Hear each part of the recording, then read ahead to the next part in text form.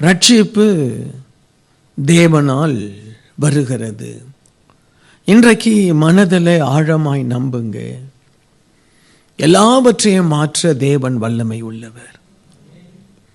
இதுவரை உங்கள் வாழ்க்கையில் ஒரு பெரிய மாற்றம், ஒரு பெரிய ஆசீர்வாதம் காணப்படலை அப்படின்னா, இன்னும் கொஞ்சம் தெய்வீகத்திற்கு வாங்க, இன்னும் கொஞ்சம் ஜெபத்தில் இறங்குங்க, இன்னும் உங்களை சீர்படுத்துங்க.